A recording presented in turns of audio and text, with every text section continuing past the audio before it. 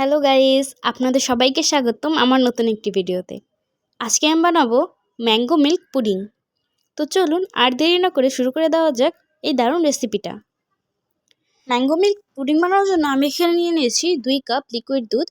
এখন এখানে 2 চামচ আগার আগার পাউডার আর হাফ কাপ চিনি দিয়ে দিব। এই আগার আগার পাউডার আর চিনিটা কিন্তু আমি ঠান্ডা অবস্থায় দিয়েছি। এগুলো দেওয়ার পরে ভালো করে মিশিয়ে চুলাটা জ্বালিয়ে দিব। বেশিক্ষণ রান্না করা যাবে না, নাহলে কিন্তু অতিরিক্ত ঘন হয়ে যাবে। অল্প কিছুক্ষণ জাল করে আমি এটা একটা বাটিতে সেট হওয়ার জন্য রেখে দিয়েছি। পুডিংটা সেট হয়ে গেছে। এখন আমি এগুলোকে কিউব কিউব সাইজ করে কেটে নিব। এই কিউব সাইজের পুডিংগুলোকে একটা মোল্ডে ঢেলে নিব। তারপর এখানে একটা আম কেটে আর কিছুটা পানি দিয়ে ব্লেন্ড করে নিয়েছি। এখানে 2 কাপ ম্যাঙ্গো পিউরি হয়েছে।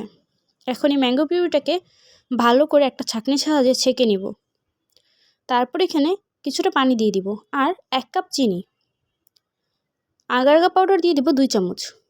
এখন এটাকে ভালো করে মিক্স করে চুলায় একটা হাঁড়ি বসিয়ে তাতে এই আমের মিশ্রণটা দিয়ে দিব। এটাকে অল্প কিছুক্ষণের জন্য মিডিয়াম আঁচে জাল করে নিব।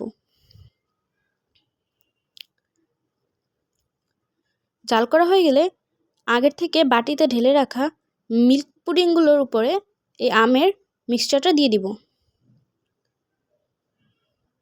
আমি সারা রাত ফ্রিজে রেখে দিয়েছি। দেখতেই পাচ্ছেন মিল্ক পুডিংটা এখন সেট হয়ে গেছে। এখন এগুলোকে নিজের পছন্দের শেপের সাইজ করে কেটে নিব।